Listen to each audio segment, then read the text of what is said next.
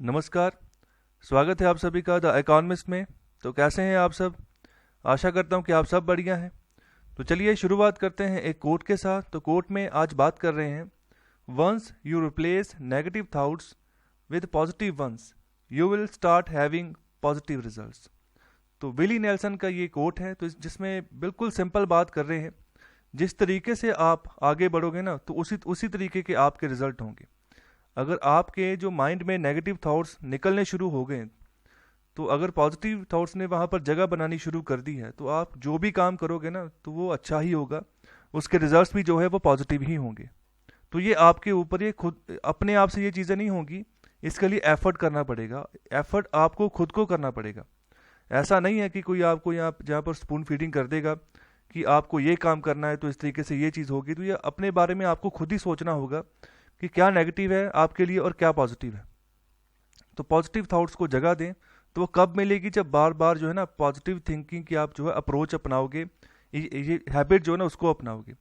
तो ये आपको करना होगा, बार बार करना होगा। जब भी नेगेटिव थॉट्स आए तो खुद से यहाँ पर रिमाइंड करें, नहीं मैंने नेगेटिव नहीं सोचना है किसी के बारे में, मैंने पॉजिटिव सोचना है। तो इसी तरीके से ये आदत डेवलप होगी। आज शुरू करोगे तो कुछ समय लगेगा, जब इसमें आप निपुण हो जाओगे इस आदत में, तो आपको काफ़ी फ़ायदा मिलेगा आने वाले समय में। तो चलिए थोड़ा सा ओवरव्यू देखते हैं। तो ये है आज का न्यूज़पेपर। तो डेली एडिशन हम डिस्कस करते हैं। शुरुआत कोट से होती है, उसके बाद एडिटोरियल डिस्कशन होता है, फिर फ्रंट पेज से लेकर अराउंड द वर्ल्ड यहाँ तक जितने भी पेजेस हैं, सभी पेजेस में से जो इंपॉर्टेंट न्यूज़ है उसको हम डिस्कस करते हैं। और फिर शीशे के सामने 3 वोकैबुलरी के वर्ड्स होते हैं जिसकी आपने प्रैक्टिस करनी होती है शीशे के सामने जाकर। इकोनॉमी का एक कंसेप्ट डिस्कस होता है, नक्शे को आइडेंटिफाई करना होता है, और लास्ट में जो पिछला नक्शा जो मैंने दिया होता है उसकी डिटेल्स जो है वो डिस्कस होती हैं। तो ये पूरा का पूरा सिनेरियो है इस न्यूज़पेपर का, जिसको हम डिस्कस करते हैं डेली बेसिस पे। तो वीडियो को लाइक करना मत भूलें और साथ ही साथ इसको शेयर करना भी मत भूलें। तो ज़्यादा से ज़्यादा शेयर करें इस वीडियो को। और अगर आपको इस वीडियो का PDF चाहिए तो जो टेलीग्राम चैनल है उसका जो लिंक है वो डिस्क्रिप्शन बॉक्स में गिवन है, वहाँ पर जाइए, क्लिक करिए, तो आपको जो है यहाँ पर इस लेक्चर का PDF जो है वो अवेलेबल हो जाएगा। तो चलिए शुरुआत करते हैं एडिटोरियल डिस्कशन से। तो फर्स्ट आर्टिकल डिस्कस करते हैं। तो फर्स्ट आर्टिकल में बात कर रहे हैं, declare a cyber security emergency, tap India startup ecosystem to 45 defences.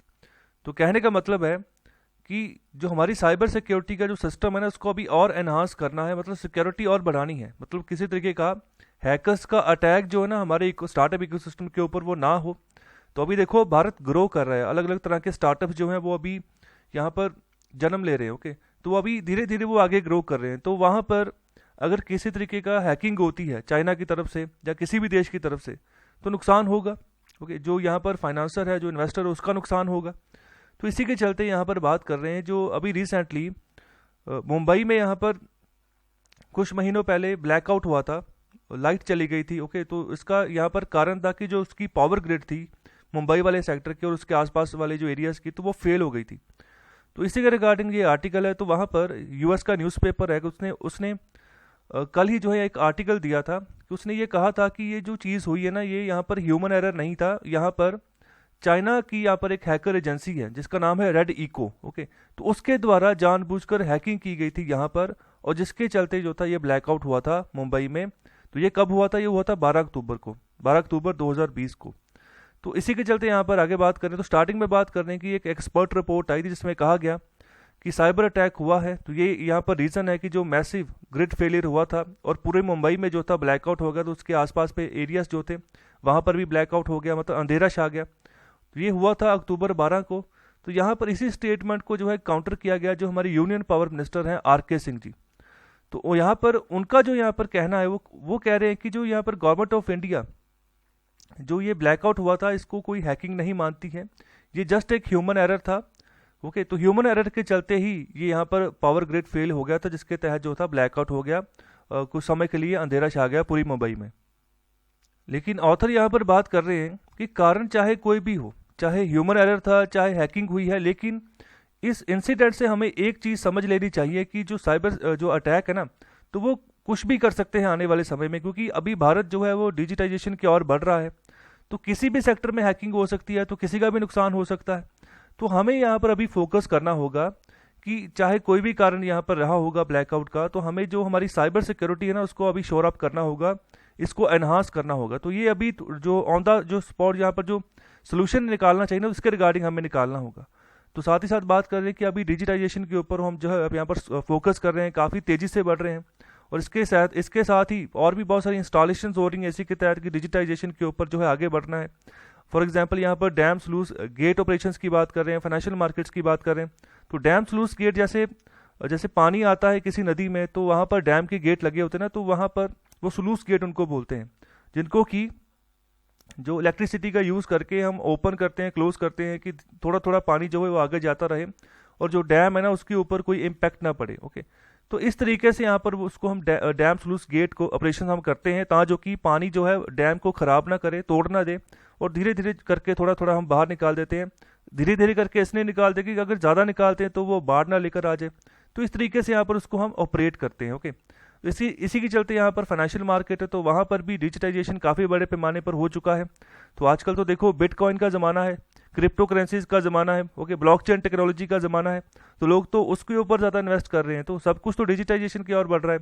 और भारत सरकार भी आने वाले समय में जो है भारत कॉइन लॉन्च करेगी, जो कि भारत का पहला डिजिटल करेंसी होगी। ओके, तो इसी के चलते और भी अगर गवर्नमेंट अकाउंट्स की बात करें तो यहाँ पर ये सब चीज़ें जो है ना, यहाँ पर कोई भी साइबर अटैक हो सकता है। ओके, तो मतलब ये बची नहीं है कोई भी चीज़ें। तो हम ये नहीं कह सकते कि यहाँ पर हम रिस्क फ्री होकर घूम रहे हैं, कोई किसी तरीके का रिस्क नहीं है, कोई अटैक नहीं होगा, ऐसा कुछ नहीं है। ओके, तो ये अभी भी वल्नरेबल है, यहाँ पर साइबर अटैक हो सकते हैं इन सब चीज़ों के ऊपर।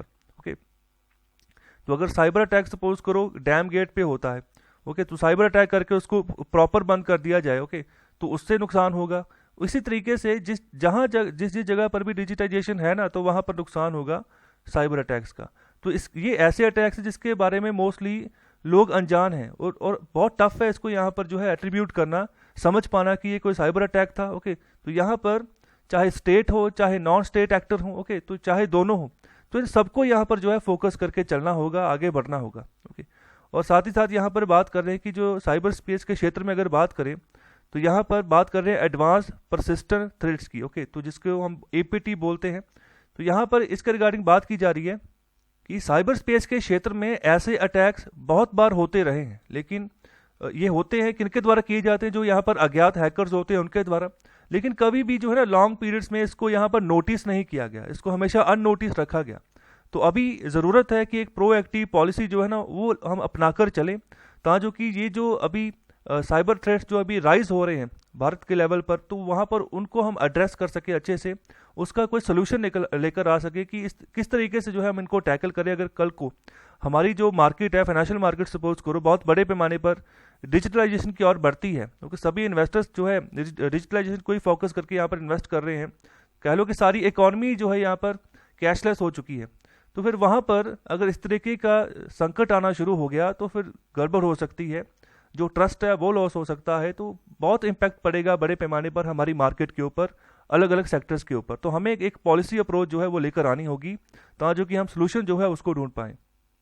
और आगे बात कर रहे हैं कि जो नेशनल साइबर सिक्योरिटी स्ट्रेटजी 2020 है, तो यहाँ पर यह भी एक कॉल दे रही है कि एक साइबर प्रिपेयर्डनेस इंडेक्स जो है वो बनाया जाए, जिससे ये चीज़ पता चले कि कौन सी कंपनी, कौन सा डिपार्टमेंट जो है अच्छे तरीके से प्रिपेयर करके चल रहा है साइबर सिक्योरिटी के मामले में। ओके, तो जो यहाँ पर परफॉर्मेंस निकल कर आएगी उसको हम मॉनिटर कर सकते हैं। इसके तहत अगर कोई हम इंडेक्स बना लेते हैं, तो अगर कोई इंडेक्स बनेगा, चाहे कोई भी यहाँ पर कंपनी है, चाहे कोई डिपार्टमेंट है, तो उसके बारे में ये चीज़ पता चल जाएगी कि कौन कितना जो है ना सतर्क है साइबर सिक्योरिटी के मामले में और किस तरीके से काम कर रहा है। तो इससे हम क्या करेंगे, ओवरऑल हमें एक पॉइंट मिल जाएगा, एक आइडिया मिल जाएगा किस तरीके से जो हम आगे बढ़ रहे हैं। तो ये जो नेशनल साइबर सिक्योरिटी स्ट्रेटेजी है 2020, इसको यहाँ पर किसने सबमिट किया है, तो इसको यहाँ पर सबमिट किया है data security council of India ने, जो कि काम करती है किसके अंतर्गत, ये काम करती है नासकॉम के अंतर्गत। नासकॉम मतलब NASSCOM। तो ये स्पेशल एजेंसी है भारत सरकार की ही, जो यहाँ पर सॉफ्टवेयर के मामले में काम करती है। जिस तरीके से सिक्योरिटी प्रदान करने की ज़रूरत होती, या फिर जिस तरीके से आने वाले ऑब्जेक्टिव्स अपनाने की ज़रूरत होती, उसके यहाँ पर क्षेत्र में नासकॉम काफ़ी अच्छा खासा काम करती है। तो ये कब बनाई गई थी, इसके बारे में मुझे आंसर दीजिए कमेंट बॉक्स में। तो चलिए आगे बात कर रहे हैं। तो इसके अलावा आगे बात करें कि जो सेपरेट बजट है ना वो चाहिए साइबर सिक्योरिटी के लिए, तो वो भी यहाँ पर सजेस्ट किया गया कि अगर सेपरेट बजट हमें मिलता है साइबर सिक्योरिटी के मामले में ही, तो यहाँ पर अच्छा खासा जो पैसा होगा हम यहाँ पर इन्वेस्ट कर सकते हैं और अच्छी खासी जो यहाँ पर रिजल्ट जो है ना वो निकाल कर जो है हम लेकर आ सकते हैं। तो इसी के चलते यहाँ पर बात करें कि सिनर्जाइज करो, यहाँ पर तालमेल बैठाओ जितने भी यहाँ पर रोल और फंक्शन है अलग अलग एजेंसीज के। ओके, भारत में जितनी भी तरह की एजेंसीज हैं तो वहाँ पर हमें तालमेल बैठाना होगा उनको, उनके फंक्शंस में और उनके रोल में, और वहाँ पर जितनी भी डोमेन नॉलेज चाहिए साइबर सिक्योरिटी के मामले में वो उन सबको हमें प्रदान करनी होगी, ताकि जो कि उनको भी पता हो कि क्या काम करना है और किस तरीके से करना है और क्या यहाँ पर प्रॉब्लम है और इस प्रॉब्लम का क्या डैमेज हो सकता है आने वाले समय में। तो इन सब चीज़ों के बारे में अगर अच्छे से पता होगा तभी जो है वो आगे अच्छे से काम कर पाएंगी, जितनी भी एजेंसीज हैं अच्छे से फंक्शन कर पाएंगी। और इसी के चलते आगे बात कर रहे हैं कि हमें यहाँ पर जो है ना अच्छे तरीके से अपने रिसोर्सेज को एलोकेट करना होगा। अगर हमने साइबर सिक्योरिटी को अच्छे तरीके से टैकल करना है तो उसके चलते हमें क्या करना होगा, हमें अपनी कैपेबिलिटी बढ़ानी होगी, टेक्नोलॉजी जो है उसको सही करना होगा, जो यहाँ पर ट्रेनिंग इंफ्रास्ट्रक्चर है उसको बढ़ाना होगा। तो इन सब चीज़ों के ऊपर हम जब फोकस करेंगे तभी जो है बात बनेगी। तो इसी के चलते हमें नई जो है टेस्टिंग लैब जो है उनको सेटअप करना होगा, जिसमें यहाँ पर हमें पार्टिसिपेशन जो है वो बनानी होगी, जो यहाँ पर नया टैलेंट है उनकी यहाँ पर पार्टिसिपेशन जो है ज़्यादा से ज़्यादा हो। ओके, ताकि जो कि अच्छे रिजल्ट्स अच्छे आइडियाज़ जो है वो निकल कर आए। तो यहाँ पर इसी तरीके से हमें जो है स्टैंडर्ड सेटिंग प्रोटोकॉल जो है उनको फॉलो करके चलना है, परफॉर्मेंस नॉर्म्स को फॉलो करके चलना है। ओके, मतलब किन किन प्रोटोकॉल किन किन यहाँ पर गतिविधियों के तहत जो है काम किया जाएगा, किन किन मुद्दों के ऊपर फोकस किया जाएगा अगर हम साइबर सिक्योरिटी के मामले के ऊपर जो फोकस करके चलते हैं। तो अलग अलग सिनेरियो है, डिजिटाइजेशन सब जगह हो रही है, तो सब जगह जो है हमें यहाँ पर इसके रिगार्डिंग जो है सोचना होगा, उसी के हिसाब से प्रोटोकॉल्स बनाने होंगे और उसी के हिसाब से यहाँ पर परफॉर्मेंस नॉर्म्स को चेक करना होगा कि क्या परफॉर्मेंस रही है। अगर हम कोई भी यहाँ पर एक्सपेरिमेंट कर रहे हैं, जहाँ कैपेसिटी बिल्डिंग कर रहे हैं, जहाँ टेक्नोलॉजी में एनहांसमेंट कर रहे हैं साइबर सिक्योरिटी के रिगार्डिंग उसको टैकल करते हुए। और आगे बात कर रहे हैं कि दुनिया के 17 मोस्ट डिजिटल इकोनॉमीज में से भारत का जो स्थान है वो दूसरे नंबर पे। ओके, तो भारत जो है दूसरा फास्टेस्ट डिजिटल अडॉप्टर है पूरे वर्ल्ड में, मतलब कि इतने बड़े पैमाने पर जो है हम यहाँ पर डिजिटाइजेशन को अडॉप्ट कर रहे हैं। तो ये बिल्कुल डिपेंड करता है कि कितने यहाँ पर इंटरनेट कनेक्शंस, यहाँ पर कितने यहाँ पर सब्सक्राइबर्स हैं जो नेट यूज़ करते हैं और डेली यहाँ पर कितनी लिमिट मिलती है नेट यूज़ करने की। तो ये सब अलग अलग चीज़ें हैं जो कि डिपेंड करती हैं कि कोई भी कंट्री अगर अप्रोच दिखाता है डिजिटाइजेशन के मामले में, अगर डिजिटाइजेशन के मामले में आगे बढ़ता है तो दूसरे नंबर पर है भारत। तो पहले नंबर पर कौन है बता सकते हो तो कमेंट बॉक्स में आंसर कीजिए। तो इसी के चलते यहाँ पर हमें अगर ये रैपिड डिजिटाइजेशन हो रहा है, आगे बढ़ते जा रहे हैं हम, तो हमें आगे बढ़ना होगा, हमें इस तरीके से यहाँ पर मीजर्स अपनाने होंगे ताकि जो साइबर सिक्योरिटी जो है इसको भी हम बूस्ट अप कर सकें, क्योंकि ये भी जो है ना हमारे फंडामेंटल है हमारी यहाँ पर नेशनल सिक्योरिटी के मामले में। जैसे हमारी जो डिफेंस फोर्सेस जैसे हमारी नेशनल सिक्योरिटी के लिए अहम रोल अदा करती है ना, बिल्कुल उसी तरीके से साइबर सिक्योरिटी भी उतनी ही इंपॉर्टेंट है, उसके ऊपर भी हमें काम करना होगा, फोकस करना होगा। और आगे यहाँ पर बात करने की, अगर हमने जो साइबर अटैकर्स हैं, जो हैकर्स हैं, अगर उनको सबक सिखाना है, अगर उनको असंतुष्ट करना है, निराश करना है, तो उसके चलते हमें यहाँ पर जो ना स्ट्रैटेजिकली आगे बढ़ना होगा।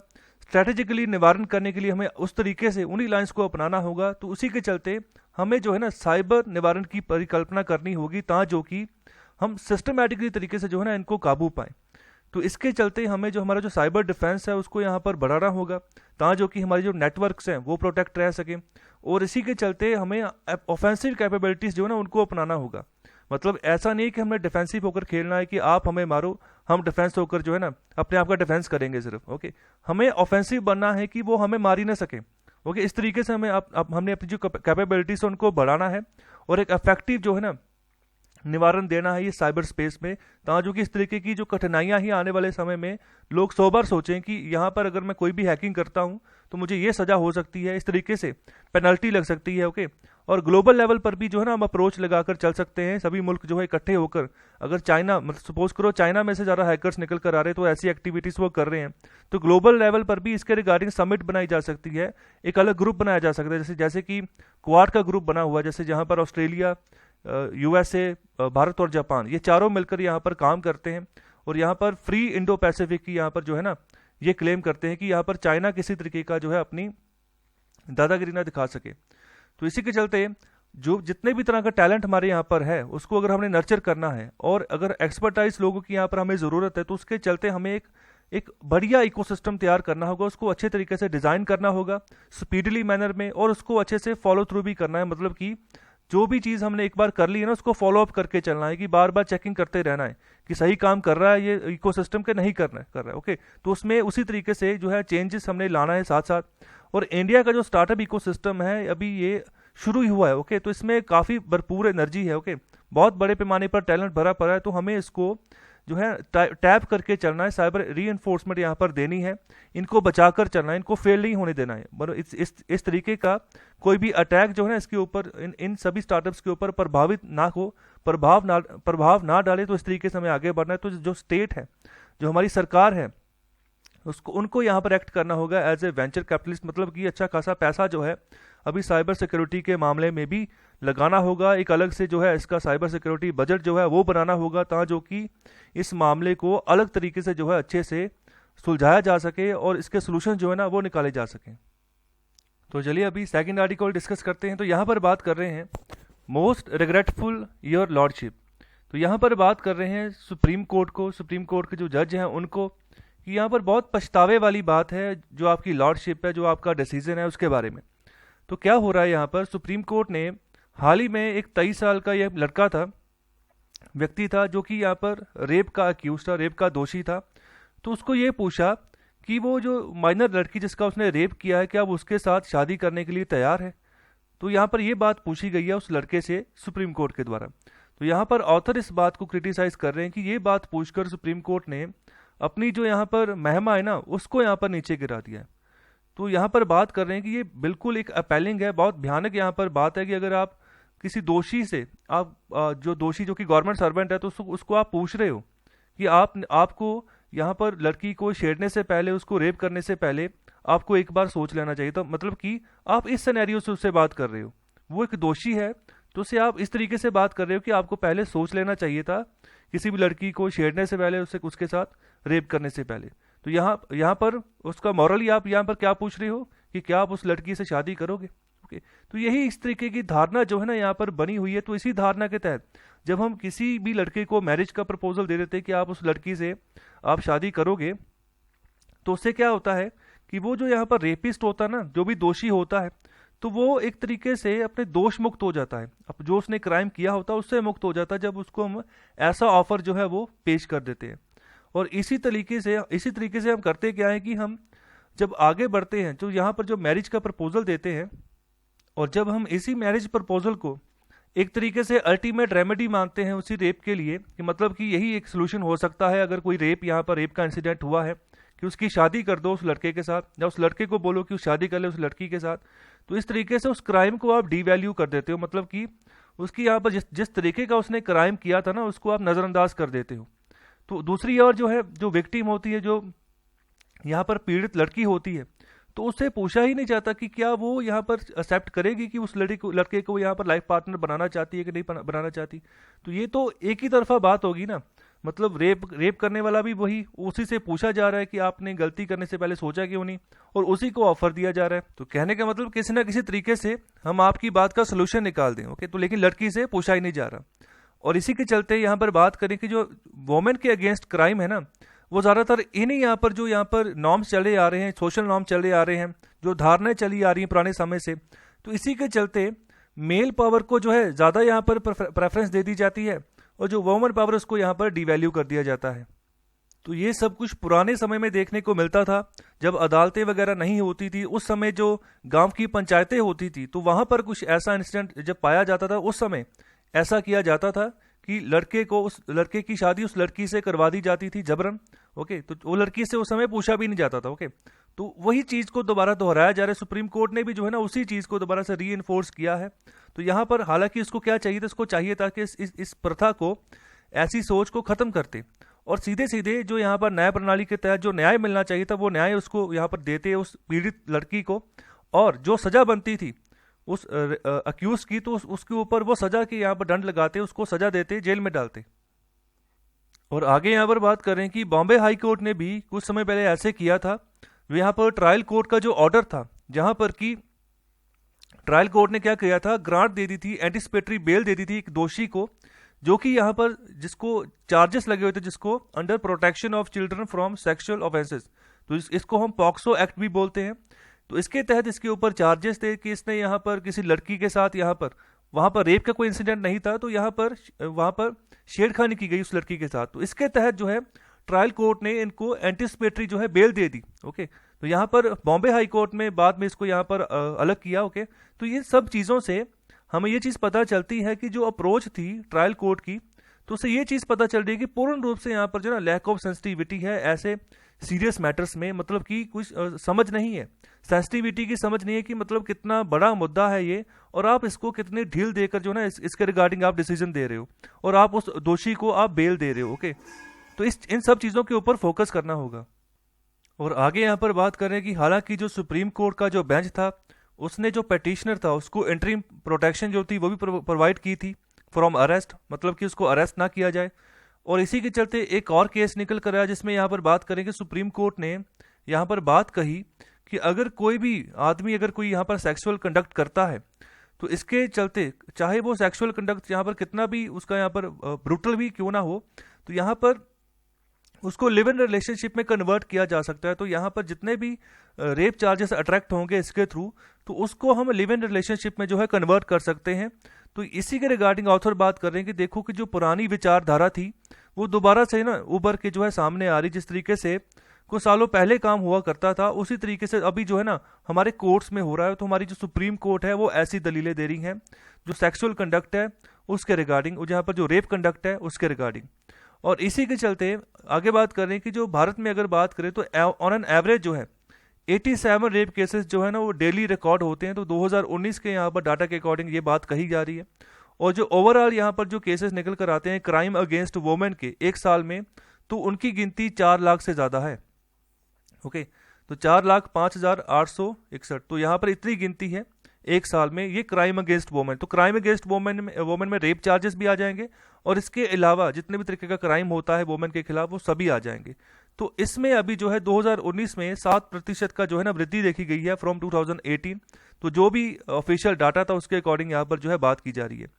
तो इसी के रिगार्डिंग देखो जिस तरीके से हमारा कन्विक्शन रेट कम रहेगा ना, मतलब कि हम सजा ही नहीं दे रहे। अगर कोर्ट में केस पहुंच रहा है, किसी ने पिटीशन दायर की है कि आप मेरे केस की सुनवाई कीजिए, ओके, तो उस केस में सुनवाई तो हो रही है, लेकिन अगर सोल्यूशन ऐसा निकल रहा है ना, तो उससे यहाँ पर जो कन्विक्शन रेट है वो कम हो जाएगा। तो इससे क्या होगा कि जो रेपिस्ट हैं या फिर जो रेपिस्ट नहीं भी है ना, तो उनके माइंडसेट में भी ये चीज़ बननी शुरू हो जाएगी कि कुछ नहीं होने वाला। ओके, तो कन्विक्शन रेट तो है नहीं, सजा तो मिलनी नहीं, तो हम नए जो है ना नए बंदे जो है तैयार कर रहे हैं, उनको यहाँ पर प्रिपेयर करें एक तरीके से कि मतलब कुछ नहीं होने वाला, मतलब कि अगर रेप की जो यहाँ पर इंसिडेंट्स है ना वो आने वाले समय में और बढ़ने वाले हैं और बढ़ सकते हैं।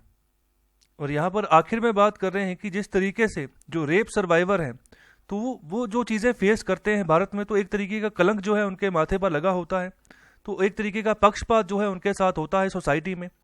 तो इसी के चलते जो यहाँ पर रिस्पॉन्सिबिलिटी है जो हमारी पुलिस है और जो दूसरी हमारी जुडिशरी है, तो यहाँ पर इनको जो है ना ऐसे केसेस में जेंडर सेंसिटिविटी जो है ना वो दिखानी होगी। कहने का मतलब संवेदनशीलता दिखानी होगी कि मतलब ऐसा नहीं है, ये इतना सिंपल मामला नहीं है रेप केस का। ओके, तो इन केसेस से कैसे डील करना है, तो इस चीज़ के बारे में इनको ट्रेनिंग जो है ये प्रोवाइड करनी होगी कि इनको सिखाना होगा जुडिशरी को भी और पुलिस को भी कि अपनी जो है ना सेंसिटिविटी दिखाएं इन केसेस में। तो अगर आपने कोई डिसीजन देना है तो आप जो देश का संविधान है ना उसकी वैल्यूज़ के हिसाब से चलें, उसकी वैल्यूज़ के हिसाब से आप जो है दंड दें, उसी के हिसाब से जो है आप अपनी कार्यप्रणाली को जो है संभालें और उसी के हिसाब से काम करें। तो कहने का मतलब है कि केसेस जो है ना ये खास तौर पे जो रेप केसेस को जो इंसिडेंट होते हैं ये बहुत सेंसिटिव केस होते हैं। तो इनको ऐसा नहीं है कि बिल्कुल जो है मामूली तरीके से हम इसका सोल्यूशन निकाल देंगे और हल हो जाएगा। आज आप अगर कोई मामूली सोल्यूशन निकाल दोगे जिसमें आप जो है दोषी को कोई सज़ा नहीं दोगे, तो आने वाले समय में ऐसे इंसिडेंट्स और ज़्यादा बढ़ने शुरू हो जाएंगे। तब जब आप जाकर के आप अपने आप को चेंज करोगे, कोई सख्त कार्रवाई करोगे, तो उससे पहले ही जो ये सिचुएशन को सही कर लो। ओके, ऐसा सिनेरियो ही ना बने समाज में कि यहाँ पर रेप के रिगार्डिंग जो है कोई दंड ही नहीं है, कोई कन्विक्शन रेट है वो इतना ज़्यादा बढ़ ही नहीं रहा, मतलब कि यहाँ पर दोष को सिद्ध ही नहीं किया जाता। या अगर किसी के ऊपर दोष होता है तो बहुत लंबा समय जो है यहाँ पर जो पिटिशनर जो है ना वो भी यहाँ पर सर्वाइव करता है। तो अगर कोई यहाँ पर पहली बात तो कोई केस करता नहीं है, अगर कोई ऐसा कोई रेप से सर्वाइवर होता है, तो अगर करता है ना तो उसको बहुत लंबा समय वेट करना पड़ता है अगर सही रिजल्ट जो उसने पाना है। तो तो चलिए नेक्स्ट आर्टिकल डिस्कस करते हैं। तो इस आर्टिकल में बात की गई है रिस्पॉन्सिबिलिटी विद टेक्नोलॉजी पावर। तो यहाँ पर जैसे हाल ही में भारत सरकार नए रूल्स लेकर आए थे, जिसके तहत कुछ यहाँ पर प्रावधान रखे गए कि जो भी यहाँ पर इंटरनेट प्रोवाइडर्स हैं या फिर जो यहाँ पर प्लेटफॉर्म प्रोवाइड करते हैं, जहाँ पर एज ए आप सोशल मीडिया यूज़ करते हो या डिजिटल मीडिया यूज़ करते हो, तो वहाँ पर भी वही रूल्स लागू होंगे जो यहाँ पर हमारा जो नॉर्मल मीडिया है, जो टेलीविज़न मीडिया है, जो यहाँ पर न्यूज़ पब्लिशर्स हैं, तो उनके ऊपर जो रूल्स लागू होते हैं। तो जो नए रूल्स हैं वो यहाँ पर एक नई कहानी जो है वो जनरेट करेंगे आने वाले समय में। तो उसी के रिगार्डिंग ऑथर यहाँ पर बात कर रहे हैं कि कितना ज़रूरी है नए रेगुलेशंस, और कितना ज़रूरी है कि हम जो है सही न्यूज़ जो है ना उसको स्प्रेड कर पाए, और जो फेक न्यूज़ है और जो यहाँ पर गलत न्यूज़ है जो कि जो हमारी एथिक्स है उसको नुकसान पहुंचाती है ना, तो उनको यहाँ पर ख़त्म करना कितना ज़रूरी है और कितने बढ़िया तरीके से हम पहले थे और अभी हम कैसे आगे बढ़ रहे हैं। तो इसी के रिगार्डिंग पूरा आर्टिकल स्टार्टिंग में बात करें। कुछ सालों पहले अगर कोई प्रेडिक्शन लगाना चाहे कि आने वाले समय में हाइपर डाटा मिलेगा, अनलिमिटेड डाटा मिलेगा, मतलब कि इतना डाटा मिल जाएगा कि आप जो है डेली लिमिट में भी उसको ख़त्म नहीं कर पाओगे। जब यहाँ पर डाटा कनेक्शन की जब शुरुआत हुई तो बहुत कम डाटा उस समय मोबाइल नेटवर्क के ऊपर मिलता था और उसकी कॉस्ट भी बहुत ज़्यादा होती थी, और कभी नहीं ऐसा सोचा था किसी ने कि इतने बड़े पैमाने पर जो है हम गूगल सर्च इंजन को सर्च करेंगे, फेसबुक चलाएंगे जहाँ, और यहाँ पर जितने भी तरीके के यहाँ पर ब्लॉगिंग एक्टिविटीज़ है वो करेंगे। तो ऐसा किसी ने भी नहीं सोचा था जिस सोसाइटी में अभी हम आज रह रहे हैं। ओके, तो अभी हमारे पास इतनी एबिलिटी है कि हम इंफॉर्मेशन को शेयर कर सकते हैं। ओके, अलग अलग पर्सपेक्टिव जो है उनको हम शेप दे सकते हैं अपने हिसाब से, कम्युनिटीज़ को बिल्ड कर सकते हैं। तो देखो, अगर हमने फेसबुक पर भी कोई यहाँ पर कम्युनिटी बिल्ड की है, कोई पेज ही चलाया, ओके, तो उस पेज पे कितने फॉलोअर्स होते हैं, तो उसी फॉलोअर्स से आप कोई भी यहाँ पर किसी तरीके का मैसेज जो है ना उसको आप आगे कन्वे कर सकते हो। तो अगर सपोज करो आपने एनवायरनमेंट के रिगार्डिंग कोई काम करना चाह रहे हो, तो उसके रिगार्डिंग कोई इन्फॉर्मेशन आप शेयर करना चाह रहे हो, तो अगर आपका पेज है तो आप उस पर शेयर करते हो तो बहुत सारे लोग देखते हैं, तो एक तरह की कम्युनिटी बिल्ड हो जाती है। तो इसी तरीके से जो यूट्यूब चैनल्स, तो वहाँ पर भी बिल्कुल इसी तरीके से अलग अलग कम्युनिटीज़ जो है वो डेवलप हो जाती हैं। तो मतलब इस तरीके से ज़िंदगी जो है ना वो बदल चुकी है अभी।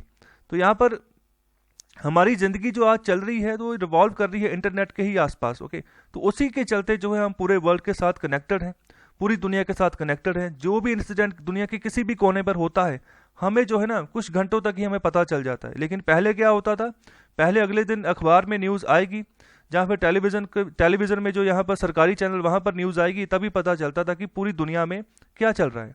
तो इसी के चलते आगे बात करें कि भारत में अभी जो है ना 700 मिलियन इंटरनेट यूज़र्स हैं, 700 मिलियन इंटरनेट यूज़र्स हैं भारत में। तो यहाँ पर आपको जो इंटरनेट इकोनॉमी की जो पावर है ना वो चीज़ आपको समझ आएगी, मतलब किस तरीके से जो है ना हम आगे बढ़ रहे हैं, तो ये चीज़ आपको विजिबल होनी शुरू हो जाएगी। तो इसी के चलते हमारे यहाँ पर अगर 700 मिलियन इंटरनेट यूज़र्स हैं तो उनकी प्रोटेक्शन करना, मतलब कि ट्रस्ट जो है ना उनका बना रहे इंटरनेट टेक्नोलॉजी के ऊपर, जो भी आप प्लेटफॉर्म या डिजिटल मीडिया को यूज़ कर रहे हो ना वो ट्रस्ट बना रहे और यहाँ पर नैतिकता जो है वो बनी रहे। तो उसके चलते यहाँ पर जो रेगुलेशंस है ना उनकी बहुत बड़ी इंपॉर्टेंस होती है। अगर रेगुलेशन सही मायने में सरकार इंप्लीमेंट करती है तो बहुत बढ़िया तरीके से जो है हम इस इंटरनेट इकोनॉमी को आगे बढ़ा सकते हैं, लोगों का विश्वास और बढ़ा सकते हैं। तो देखिए अभी तो सिर्फ 700 मिलियन इंटरनेट यूजर्स आए हैं, तो अभी ज़्यादातर अभी भी एक्सप्लोर होना बाकी है। अभी भी जो मोबाइल फ़ोन्स है ना वो सारी आबादी तक नहीं पहुंचे हैं। तो अभी भी बहुत सारे बुजुर्ग ऐसे हैं जो अभी भी मोबाइल फ़ोन वगैरह नहीं चलाते, या फिर कुछ पेरेंट्स भी ऐसे हैं जो मोबाइल फ़ोन वगैरह खासतौर पर जो स्मार्टफोन्स वगैरह उनका यूज़ नहीं करते हैं, क्योंकि उनको पता ही नहीं है अभी। तो धीरे धीरे अभी उनकी और भी रुझान बढ़ रहा है। ओके, तो इसी के चलते जो है ना अभी ये 700 मिलियन का जो यहाँ पर ये फिगर है ये और बढ़ेगी आने वाले समय में। तो अगर ये और बढ़ेगी तो हमें यहाँ पर पहले से ही कोशिश करनी होगी कि किस तरीके से जो है हमें इसको रेगुलेट करके चलें कि आने वाले समय में इसका फ़ायदा ही हो, इसका नुकसान ना हो। तो इसी के चलते आगे बात करें कि जो ट्रस्ट और ट्रांसपेरेंसी होती है ना वो कॉर्पोरेट गवर्नेंस की प्रैक्टिस के लिए बहुत इंपॉर्टेंट होती हैं। ओके, तो उसका बहुत फ़ायदा मिलता है आने वाले समय में। तो यहाँ पर लिंक रहती है, जो जितने भी तरीके की हम टेक्नोलॉजी क्रिएशन करते हैं, यूज़ करते हैं टेक्नोलॉजी का, तो उसमें ये बहुत बड़े पैमाने पर जो है फ़ायदा पहुँचाती हैं। और टेक्नोलॉजी क्रिएशन और टेक्नोलॉजी यूजेज के क्षेत्र में किसी तरीके की जो बाधा जो है ना वो नहीं आती है, बिल्कुल जो निर्विघ्न है हम आगे जो है बढ़ते रहते हैं। और इसी के चलते यहाँ पर बात करें कि यहाँ पर जो इनोवेटर्स हैं, जो रेगुलेटर्स हैं 2021 में कुछ चैलेंजेस के साथ जो है यहाँ पर एक ग्रैपल कर रहे हैं। तो यहाँ पर बिल्कुल उन चैलेंजेस को कैसे जो है हमने ओवरकम करना है उसके बारे में यहाँ पर सोचा जा रहा है। तो इस तरह के चैलेंजेस बिल्कुल हमें उसी समय की याद दिलाते हैं जिस समय पर अभी जो रोड साइन, ओके, जो ड्राइवर एजुकेशन थी और जो ट्रैफिक लाइटिंग थी उसके बारे में प्रचार हो रहा था, रेगुलेशंस बन रही थी। तो अभी ये एक सेंचुरी पहले की यहाँ पर बात करें कि जब ये अभी ये टेक्नोलॉजी मैच्योर हो रही थी, ओके, अभी अभी तक तब तक वो पूरी तरीके से मैच्योर नहीं हुई थी, एक सदी पहले, ओके, तब तो सिर्फ शुरुआत हुई थी कि एक तरीके के रेगुलेशन करने के, अगर आपने सड़कों पे चलना है तो रोड साइन के बारे में आपको पता होना चाहिए कि कौन से साइन का क्या मतलब निकल कर आता है, और ड्राइवर की भी एजुकेशन की यहाँ पर बात चल रही है कि किस तरीके से उसको भी पढ़ना आना चाहिए कि अगर सड़क पे चल रहे हो तो किसके साइन का क्या मतलब है, उस हिसाब से आपने उसी एक्टिविटी को परफॉर्म करना है। और इसी के चलते ट्रैफिक लाइटिंग की बात करें तो ये एक सदी पहले की बात करें जब ये मैच्योर हो रही थी। बिल्कुल अभी भी, अभी जो सिनेरियो है ना, अभी हमारा इंटरनेट इकोनॉमी का यहाँ पर सिनेरियो, इंटरनेट टेक्नोलॉजी का सिनेरियो, तो अभी भी इनको अभी शुरुआती दिन है, और शुरुआती दिन में अभी इनको रेगुलेट करना बहुत ज़रूरी है। तो इसी के चलते जो है आज की जो यहाँ पर इकोनॉमी है, जो आज का डिजिटल मॉडल है, तो यहाँ पर एक तरीके का कन्वर्जेंस चाहिए। जितने भी तरीके के जो डाइवर्स स्टेक होल्डर्स हैं जो यहाँ पर टेक्नोलॉजी में, डिजिटल मॉडल में जो पार्टिसिपेट कर रहे हैं, तो यहाँ पर इकट्ठे होकर इन सबको जो है यहाँ पर आगे आना होगा, जितने भी तरीके के चैलेंजेस हैं ना उनको ओवरकम करने के लिए। और आगे यहाँ पर बात करें कि एक तरीके का हमें जो है ना फ्रेमवर्क अगर बनाना है इस सड़क के ऊपर, तो इसी सड़क के ऊपर, कौन सी सड़क के ऊपर, जो यहाँ पर टेक्नोलॉजी का जो क्षेत्र है, इंटरनेट टेक्नोलॉजी का जो क्षेत्र है, जो सोशल मीडिया का जो सड़क है, भाई सोशल मीडिया को यहाँ पर जो रोड निकल कर आता है, जो डिजिटल मीडिया का जो यहाँ पर एम्पायर है, तो अगर इनको सही तरीके से रेगुलेट करना है तो उसके चलते हमने एक अगर अच्छा सा फ्रेमवर्क बनाना है, तो यहाँ पर जितने भी इंपॉर्टेंट स्टेक होल्डर्स हैं उनको अभी इकट्ठे होना होगा, आगे आना होगा, जो है सीखना होगा एक दूसरे से, और कॉन्स्टेंटली जो है यहाँ पर एक पेस बनाकर चलनी होगी कि जिस तरीके से भी अगर टेक्नोलॉजी में किसी तरीके का बदलाव आता है ना, तो उसके रिगार्डिंग जो है अच्छे से सबको पता हो, सबको जो है इसके बारे में जानकारी हो। और इसी के चलते जो है ना इक्वली इंपॉर्टेंट है जितने भी एंटरप्राइजेस हैं, जैसे ये अमेजॉन वगैरह है, गूगल वगैरह, फेसबुक वगैरह, व्हाट्सएप वगैरह, सिग्नल, टेलीग्राम, जितने भी यहाँ पर सोशल मीडिया या डिजिटल मीडिया के जितने भी ऐप्स हैं या सॉफ्टवेयर हैं, ये उतने ही इंपॉर्टेंट है जितने यहाँ पर अगर एंटरप्राइजेस की बात करें या स्टार्टअप्स की बात करें और सरकारों की बात करें, तो ये तीनों को जो है ना आगे आना होगा, सोचना होगा इन चीज़ों के बारे में, इकट्ठे होकर सोचना होगा, रिस्पॉन्सिबिलिटी लेनी होगी किस तरीके से जो है ना टेक्नोलॉजी को बिल्ड करना है और किस तरीके से टेक्नोलॉजी को आने वाले समय में यूज़ करना है, ओके। और इसी के चलते जो भारत सरकार के द्वारा the intermediary and digital media ethics code 2021 जो लाए गए हैं, तो यहाँ पर ये बिल्कुल सही स्टेप है, बिल्कुल सही डायरेक्शन में स्टेप लिया गया भारत सरकार की ओर से। तो यहाँ से इससे क्या होगा, जो हमारे यूज़र्स हैं जो ये फेसबुक वगैरह चला रहे हैं या व्हाट्सएप वगैरह चला रहे हैं, तो उनको यहाँ पर हेल्प मिलेगी।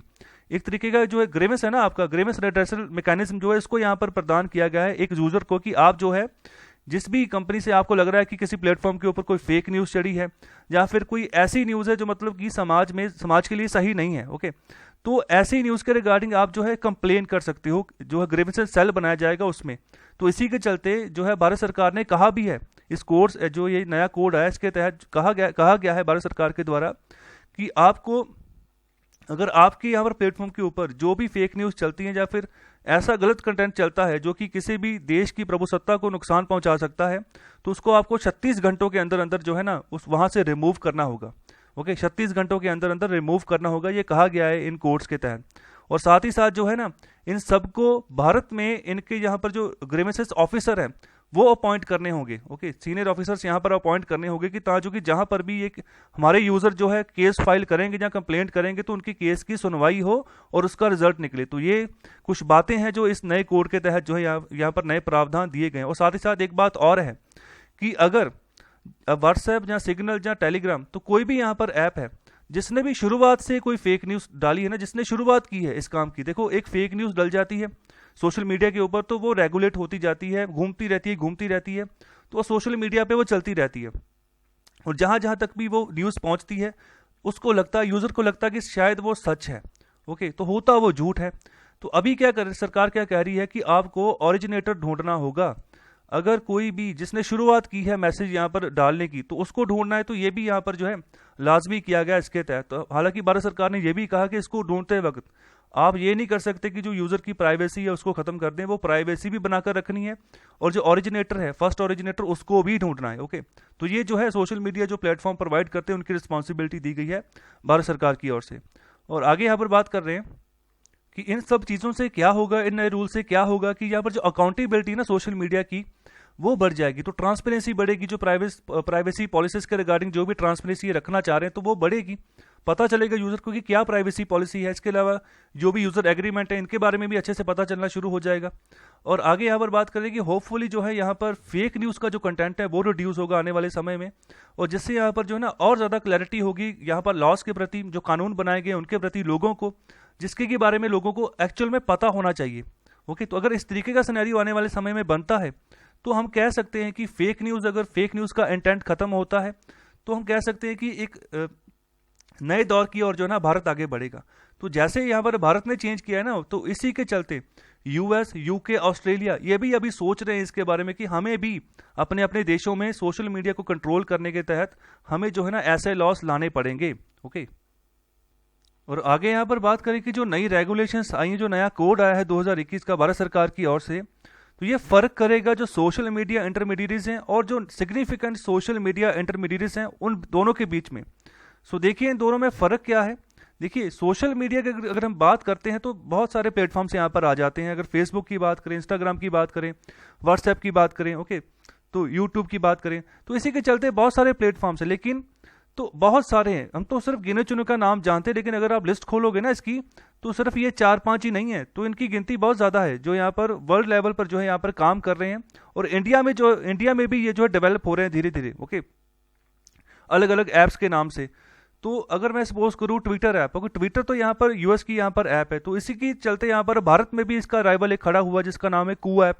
ओके, और इसी के तरीके से कोई एक राइवल नहीं है, बहुत तरीके के यहाँ पर जो है ना सोशल मीडिया यहाँ पर प्लेयर हैं जो काम कर रहे हैं। तो इसी रूल्स के तहत जो है ना रेगुलेशन के तहत फर्क होगा कि सोशल मीडिया इंटरमीडिएट्स कौन है और यहाँ पर सिग्निफिकेंट मतलब जो ज़्यादा इंपॉर्टेंट है सोशल मीडिया इंटरमीडिएट्स वो कौन है। ओके, तो इनमें फ़र्क होगा। तो जो ज़्यादा इंपॉर्टेंट होंगे, ज़्यादा यहाँ पर महत्वपूर्ण होंगे, तो उन्हीं को लोग जो है अप्रोच करेंगे, तो उन्हीं को लोग ज़्यादा यहाँ पर यूज़ करेंगे। तो इसी के चलते यहाँ पर अच्छी खासी जो है ना यहाँ पर कंसल्टेशन हुई है इंडस्ट्री के द्वारा, तो यही की इनपुट निकल कर आया। तो अभी इन सब चीज़ों के ऊपर जो रेगुलेशंस आई हैं इन्हीं सब चीज़ों के ऊपर जो है अब अच्छे से इनको पालना करनी है, इनका कंप्लायंस रखना है, और अच्छे तरीके से इफेक्टिवली सबको यहाँ पर रिस्पॉन्सिबिलिटी जो है ना आपस में अपनी अपनी बांटनी होगी, और अपने अपने तरीके से जितने भी यहाँ पर सोशल मीडिया प्लेटफॉर्म्स हैं उनको आगे बढ़ना होगा। ओके, तो इसी सेक्टर में बहुत सारे स्टार्टअप्स हैं, जैसे मैंने अभी बात की, तो बहुत सारे स्टार्टअप्स हैं जो इसी सेगमेंट में काम कर रहे हैं ऑलरेडी। तो यहाँ पर रिस्पॉन्सिबल है, चाहे टेक्नोलॉजी का मामला हो, चाहे यहाँ पर प्राइवेसी का मामला हो। ओके, तो शुरुआत में यहाँ पर बात करें तो यहाँ पर अगर टेक्नोलॉजी और प्राइवेसी हो तो उसी के चलते यहाँ पर जो है डिफरेंशिएशन यहाँ पर है, और इसी के चलते ये हमें हेल्पफुल होगा आने वाले समय में। और इसी के चलते और भी बहुत सारे सेगमेंट्स हैं, जैसे यहाँ पर क्लाउड सर्विस प्रोवाइडर्स हैं। ओके, क्लाउड सर्विस प्रोवाइडर्स के रिगार्डिंग यहाँ पर बात की जा रही है।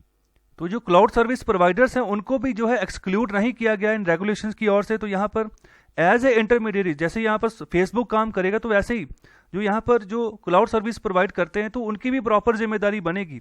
हालांकि यहाँ पर इसके रिगार्डिंग भी अभी जो क्लैरिटी है अभी देने की ज़रूरत है कि क्या इनका कोई रोल होता है कि यहाँ पर जो कंटेंट जो है पब्लिश होता है किसी भी सोशल मीडिया प्लेटफॉर्म के ऊपर, कि इसको कंट्रोल कर सके या ना कर सके। तो यहाँ पर कुछ कंपनीज हैं जो यहाँ पर टॉप 5 वर्ल्ड की कंपनीज है जो कि क्लाउड सर्विस प्रोवाइड करती हैं। तो थोड़ी सी नज़रें हम इसके ऊपर घुमा सकते हैं। तो यहाँ पर आप देख सकते हो ये अमेजोन की कंपनी है, ओके, ये एज़्योर है, ये डिजिटल ओशियन है, अलीबाबा क्लाउड है और ये गूगल क्लाउड है। तो ये सभी कंपनी जो है ना आपको क्लाउड सर्विस प्रोवाइड करेंगी। इसका मतलब क्या है कि आपका जो डाटा सेव होगा वो क्लाउड सर्विस के तहत जो है डाटा आपका सेव होगा। तो आपको अपने डाटे को किसी यहाँ पर लैपटॉप में, ओके, या फिर किसी कंप्यूटर में या मोबाइल में सेव करने की ज़रूरत नहीं है। आपकी जो है क्लाउड का आपका अकाउंट बन जाएगा, तो हवा में आपका इंटरनेट में जो है ना डाटा रहेगा। ओके, तो इस तरीके की टेक्नोलॉजी है, आने वाला ज़माना इन्हीं का है। ओके, आने वाले ज़माने में जैसे पेन ड्राइव वगैरह लोग यूज़ करते हैं ना, या फिर अपने लैपटॉप को, या फिर जो एक हार्ड डिस्क रखते हैं अलग से कि हमने अपना डाटा यहाँ पर स्टोर करके रखना है, तो ऐसा नहीं होने वाला है। तो सब जो है ऑनलाइन डाटा आपका स्टोर होगा। तो ये कुछ ऐप्स हैं, कुछ सर्विस प्रोवाइडर्स हैं जो अभी सर्विस प्रोवाइड करते हैं इसी चीज़ की। तो यहाँ पर आपका अकाउंट बनता है, तो आप जो भी डाटा अपना इंपॉर्टेंट डाटा सेव करना चाहे तो आपका इधर सेव हो सकता है। तो अभी इंडिया में क्यों नहीं रुझान ज़्यादा है इसलिए यहाँ इन एरियाज़ के ऊपर, तो यहाँ पर भी ना अभी भी लोग सोच रहे हैं कि अपना डाटा जो है कहीं चोरी ना हो जाए। तो इसी के रिगार्डिंग अभी थोड़ा सा रुझान कम है, क्योंकि अभी तक जो है ना भारत में कोई डाटा प्रोटेक्शन लॉ जो है ना वो नहीं आया कि जो हमारा डाटा जो फेसबुक पे चढ़ा है, जो व्हाट्सएप पे चढ़ा है, वो इंडिया की बाउंड्री में सेव हो। भारत ये चाहता है, लेकिन अभी तक ये हुआ नहीं, अभी तक ये यूएस की बाउंड्री में ही सेव होता है। तो चलिए आगे बढ़ते हैं। और आगे यहाँ पर बात करें कि कुछ कंसर्न जो है वो भी रेस हो रहे हैं इन्हीं लॉस के प्रति, कि इन लॉस का जो है गलत इस्तेमाल किया जा सकता है जो हमारा freedom of speech and expression है इसके रिगार्डिंग। तो यहाँ पर जो है ना, इसके रिगार्डिंग क्यों ऐसी बात कर रहे हैं, इसके रिगार्डिंग इसलिए बात ऐसी कर रहे हैं कि अभी भारत सरकार कह रही है कि ओरिजिनेटर को ढूंढो। ओके, तो ये भी इंपॉर्टेंट है। अगर हम अपनी नेशनल इंपॉर्टेंस के ऑब्जेक्टिव के तौर पर बात करें तो ये भी इंपॉर्टेंट है कि जो यहाँ पर सोशल मीडिया में गलत न्यूज़ को फैला रहा है उसका ओरिजिनेटर ढूंढो। लेकिन उसको ढूंढते समय जो है ना, यूजर की प्राइवेसी जो है वो फेल नहीं होनी चाहिए। तो यूजर की अगर प्राइवेसी फेल होती है तो तब ऐसा होगा कि हम जो है ना, उसका जो freedom of speech and expression है, उसका यहाँ पर जो फ्रीडम ऑफ यहाँ पर राइट टू प्राइवेसी है उसको हम हनन करेंगे। तो इसको नहीं करना है, इसको सही तरीके से एड्रेस करके चलना है हमें। तो इसी के रिगार्डिंग जो बेस्ट वे फॉरवर्ड निकलता है, रास्ता जो निकलता है, तो इसको यहाँ पर बात करें कि आप कंसल्टिव जो है ना, कंसल्टेटिव जो अप्रोच है वो लगाकर चलें। ओके, तो यहाँ पर सही तरीके से आगे बढ़े धीरे धीरे, और धीरे धीरे यहाँ पर देखें कि जो इम्प्लीमेंटेशन हो रही है इन लॉस की जो है ना, बिल्कुल सही तरीके से हो रही है, बिल्कुल राइट स्पिरिट में हो रही है। तो इसका ध्यान रखना होगा, एक ओवरव्यू, एक ओवरसाइट जो है ना, ये बनाकर चलना होगा। और आगे यहाँ पर बात कर रहे हैं कि जब भी कोई ग्रेट पावर मिलती है, ओके, तो उसी तरीके से रिस्पॉन्सिबिलिटी है ना, वो भी ज़्यादा बढ़ जाती है। तो जब ज़्यादा पावर आती है तो रिस्पॉन्सिबिलिटी भी ज़्यादा हो जाती है। तो इसी के चलते जो टेक्नोलॉजी है यहाँ पर, इसके पास लिमिटलेस पावर्स हैं। ओके, बहुत ज़्यादा पावर्स हैं। तो हमारी लाइफ के हर एक एक्सपेक्ट में जो है ना ये दाखिल होते हैं, कुछ ना कुछ इम्पैक्ट जो है यहाँ पर डाल के जाती है। अगर टेक्नोलॉजी की अगर हम बात करते हैं तो हम अपनी ज़िंदगी की अगर हम झांक मारें ना, तो यहाँ पर हमें पता चलेगा कि हम चारों ओर से टेक्नोलॉजी की ओर से ही हम घिरते जा रहे हैं। ओके, तो आने वाला समय जो है और यहाँ पर एक्सीड होगा टेक्नोलॉजी। तो ये देखकर बिल्कुल अच्छा लग रहा है कि भारत जो है ना, एक प्रोएक्टिवली अप्रोच जो है वो लगाकर चल रहा है आने वाले समय में। तो एक रेगुलेटरी फ्रेमवर्क जो है उसको चला रहा है, ताकि जो कि एक रिस्पॉन्सिबल जो है ना टेक्नोलॉजी को आने वाले समय में बिल्ड किया जा सके और उसका सही मायने में यूज़ किया जा सके अच्छे तरीके से। और इसी के चलते जो गवर्नमेंट्स है, जो इंडस्ट्रीज़ हैं, उनको यहाँ पर फिगर आउट करना होगा, एक राइट बैलेंस जो है ना वो बनाना होगा इनोवेशन और सेफ्टी के मामले में, कि इनोवेशन जो है उसमें भी, उसकी प्रगति में भी कोई दिक्कत ना आए, और सेफ्टी जो है यूज़र की उसको भी ध्यान में रखा जाए। और इसी के चलते यहाँ पर हमें ज़रूरत है कि हम इंश्योर करें कि बिल्कुल सही तरीके से जो है हम आगे बढ़ रहे हैं। और टेक्नोलॉजी का जो है ना, अगर जिस जिस हिसाब से टेक्नोलॉजी यहाँ पर आगे बढ़ रही है, उसी हिसाब से टेक्नोलॉजी का मिसयूज़ जो है ना वो ना बढ़े। तो उसको हमने कर्व करना है समय रहते। तो उसी तरीके से हमें जो है अपनी और जो है गार्ड रेल जो है, एक जो है सुरक्षा कवच जो है वो बनाकर चलना है टेक्नोलॉजी के यहाँ पर आसपास। और इसी के चलते हमें यहाँ पर इंश्योर करना है कि सस्टेनेबल ग्रोथ भी हो इसी इंडस्ट्री की, जो सोशल मीडिया अच्छे तरीके से आगे बढ़े, अच्छी इकोनॉमी जो है इसकी, इंटरनेट इकोनॉमी जो है आगे बढ़े, तो काफ़ी फ़ायदा होगा। तो जो यहाँ पर ट्रस्ट होता है, विश्वास होता है, वही एक चाबी होती है, वही एक दौलत होती है जिसकी तहत जो है यहाँ पर हाइपर डिजिटल एरा जो है आगे बढ़ेगा। ओके, तो जो ट्रस्ट है ना वो नहीं टूटने देना है यूज़र का अपने प्रति। तो इससे आने वाले समय में बहुत बड़े पैमाने पर जो है बिजनेस सक्सेस आपको देखने को मिलेंगे, अगर आप सही तरीके से, सही मायने से ट्रस्ट को यहाँ पर मेंटेन करते जो है आगे बढ़ते हो तो।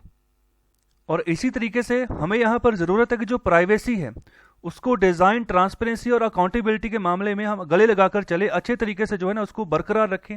और कोई भी जो है यहाँ पर पक्षपात जो है डाटा के मामले में ना होता, जो कि हर कोई जो है यहाँ पर एनेबल हो कि वो डाटा के यहाँ पर इंक्लूजन कर सके, उसको देख सके, असेस कर सके। तो और इसी के चलते जो प्रोग्रेसिव रेगुलेशंस जो लाई गई हैं वो यहाँ पर बैलेंस करने का काम करेंगी, जो यहाँ पर इंपेरेटिव है इनोवेशन और ट्रस्ट का। तो इनोवेशन भी आगे बढ़े टेक्नोलॉजी के मामले में, और जो ट्रस्ट है यूजर्स का वो भी जो है आगे बढ़े टेक्नोलॉजी के प्रति। और आगे आखिर में यहाँ पर बात करें कि जून 2018 में नीति आयोग ने एक पेपर लॉन्च किया था जिसका नाम था national strategy for artificial intelligence for all. तो ये साइड में लिंक है इस पेपर का, इसको अगर आप अलग से पढ़ना चाहें तो ये लिंक को कॉपी करके आप इसको डाउनलोड कर सकते हो। ओके, तो उसमें भी यहाँ पर जो है ना स्टेप्स प्रोवाइड किए गए कि किस तरीके से जो है हमने सही डायरेक्शन में आगे बढ़ना है, और यहाँ पर जो एग्जिस्टिंग लीगल प्रोविजंस है उनको आइडेंटिफाई करना है, और जो इंटरनेशनल जो बेस्ट प्रैक्टिसेस है ना वहाँ पर उनको हमको जो है फॉलो करके चलना है आर्टिफिशियल इंटेलिजेंस के मामले में। तो इसका जो स्कोप है ना वो सभी के लिए हमने यहाँ पर प्रदान करना है, artificial intelligence for all. Okay, और इसी के चलते अगर टेक्नोलॉजी को हम सही मायने में यूज़ करते हैं तो ये ग्रेट एक्सेलरेटर के तौर पर जो है काम करेगा, मतलब रफ्तार और बढ़ जाएगी हमारी इकोनॉमी की। अगर डिजिटल इकोनॉमी के मायने में अगर हम बात करते हैं तो इसी के तहत अगर हम आगे बढ़ते हैं तो एज ए इक्वलाइजर भी ये काम करेगा। ओके, और हम यहाँ पर आशा करते हैं कि हम हमारे देश को आगे बढ़ता हुए देखें, और एक तरीके का रोल मॉडल जो है ना, वो इस तरीके से भारत जो है स्थापित करे अपने आप को पूरी दुनिया की नज़र में, और बाकी की जो दुनिया है ना वो हमें देखे कि हम किस तरीके से आगे बढ़ रहे हैं, टेक्नोलॉजी के क्षेत्र में किस तरीके से रेगुलेट कर रहे हैं। तो ओके, तो मैंने हाल ही में बात की थी कि जब भारत सरकार ने ये रूल्स लागू किए ना, तो ऑस्ट्रेलिया, यूके और यूएसए, ये तीनों कंट्रीज भी यहाँ पर चर्चा होनी शुरू हो गई थी, हमें भी जो है ना कुछ करना होगा फेक न्यूज़ के कंटेंट को रोकने के लिए अपने अपने देशों में। और इस आर्टिकल को जिन्होंने लिखा है वो यहाँ पर प्रेसिडेंट हैं national association of software and service companies, जिसको कि हम शॉर्ट फॉर्म में बोलते हैं नासकॉम। और इसी के रिगार्डिंग मैंने स्टार्टिंग में क्वेश्चन भी पूछा था, तो उसका आंसर जरूर दें कि यहाँ पर इस संस्था को कब बनाया गया था और इसका क्या ऑब्जेक्टिव था इस संस्था को बनाने का। तो चलिए आगे बात करते हैं फ्रंट पेज न्यूज़ की। तो फ्रंट पेज में जो पहली न्यूज़ है यहाँ पर बात कर रहे हैं कि large Chinese FDI only in sectors critical for India. तो कहने का मतलब है भारत सरकार ने कहा है कि अगर चाइनीज कंपनीज के द्वारा अगर भारत में कोई फॉरेन डायरेक्ट इन्वेस्टमेंट आती है तो वो सिर्फ उन्हीं कंपनीज के लिए यहाँ पर होगी जो भारत के यहाँ पर जो लोकल कंपनीज के लिए उन सेक्टर्स में इन्वेस्टमेंट करना क्रिटिकल है। ओके, तो कहने का मतलब जिन सेक्टर्स में भारत की कंपनीज अपने आप को यहाँ पर असमर्थ समझती है ना, सिर्फ उन्हीं सेक्टर्स में जो है चाइनीज एफडीआई को अलाउ किया जाएगा। तो ये यहाँ पर जो है भारत सरकार का कहना है। तो वहाँ पर जो है ना चाहते हुए भी हमें ओपन डोर पॉलिसी जो है ना उसको अडॉप्ट करना होगा चाइना के लिए आने वाले समय में। ओके, तो इसी के रिगार्डिंग देखो, पिछले साल अप्रैल में ही भारत सरकार ने बैन लगाया था, जब ये कोरोना वायरस आना शुरू हो गया तो उस समय भारत सरकार ने जो हमारे रूल्स है ना एफडीआई इन्वेस्टमेंट के, एफडीआई पॉलिसी के, उसको अमेंड किया था। तो उस समय यहाँ पर क्या कर दिया गया था कि जितने भी इन्वेस्टमेंट चाइना या फिर जिन भी देशों के साथ भारत का बॉर्डर टच होता है, तो भारत का बॉर्डर टच होता है Bangladesh, China, Pakistan, Nepal, Myanmar, Bhutan, okay, तो अफगानिस्तान, तो इन सब कंट्रीज के साथ जो है भारत का बॉर्डर टच होता है। तो यहाँ से कोई भी इन्वेस्टमेंट भारत में आती है तो वहाँ पर जो है इनको पहले गवर्नमेंट से परमिशन लेनी होगी। तो यहाँ पर ऑटोमेटिक रूट नहीं होगा एफडीआई का, यहाँ पर गवर्नमेंट रूट होगा। दो तरीके के रूट होते हैं एफडीआई के, एक होता है गवर्नमेंट रूट, एक होता है ऑटोमेटिक रूट। अगर ऑटोमेटिक रूट से एफडीआई आ रही है तो वहाँ पर गवर्नमेंट की कोई अप्रूवल लेने की ज़रूरत नहीं है। आपका जिस भी किसी फॉरेन कंपनीज के साथ टाई अप हो गया है तो आपकी जो दूसरी जो फॉरेन कंपनी है आपकी कंपनी में इन्वेस्ट करेगी, तो यहाँ पर आपको किसी तरीके से गवर्नमेंट अप्रूवल लेने की ज़रूरत नहीं है। लेकिन अगर इन्वेस्टमेंट चाइना से आ रही है या फिर भारत के साथ जिसका भी यार बॉर्डर लगता है उस देश से आ रही है, तो वहाँ पर गवर्नमेंट की अप्रूवल लेनी होगी। भारत सरकार पहले देखेगी, सिक्योरिटी पॉइंट ऑफ व्यू से चेक करेगी, मंशा देखेगी, फिर जो है ना इन्वेस्टमेंट के लिए आगे अप्रूवल देगी। तो ये इंपॉर्टेंट है, ध्यान रखिएगा। सिर्फ उन्हीं सेक्टर्स में यहाँ पर परमिशन मिलेगी चाइनीज एफडीआई की जहाँ पर हमारे जो भारतीय सेक्टर्स, जो भारतीय यहाँ पर कंपनीज है वो असमर्थ हैं, वो समर्थ उनके पास इतना नहीं है, इतनी कैपेसिटी नहीं है कि वहाँ पर वो इन्वेस्ट कर सकें। और इसी के रिगार्डिंग थोड़ी सी और न्यूज़ यहाँ पर बात कर रहे हैं कि जो लार्ज इन्वेस्टमेंट सेक्टर है तो वहाँ पर भारतीय की प्रेजेंस बहुत कम है। और इसी के रिगार्डिंग जो कंपनीज और जो इन्वेस्टर्स जो यहाँ पर चाइना से आना चाह रही हैं, लेकिन अगर वो जो है अलग रूट अपनाकर यहाँ पर आती हैं, जैसे हांगकांग, वाया हांगकांग अगर भारत में इन्वेस्टमेंट होती है तो उसको भी यहाँ पर ग्रीन लाइट देने की बात कर रहे हैं कि उसको यहाँ पर परमिशन दे दी जाएगी। और इसी के रिगार्डिंग जो अगर स्मॉल इन्वेस्टमेंट यहाँ पर चाइनीज इन्वेस्टर्स के द्वारा भी की जाती है तो उसको भी यहाँ पर कंसीडर किया जाएगा कि इनको यहाँ पर परमिशन देनी है या नहीं देनी है। और यहाँ पर जो है सिक्योरिटी क्लियरेंस है ना, तो वो भारत सरकार के लिए यहाँ पर इनको अभी मैंडेटरी रखा जाएगा। ओके, अलग अलग यहाँ पर केसेस में, मतलब कि गवर्नमेंट से परमिशन अभी लेनी पड़ेगी।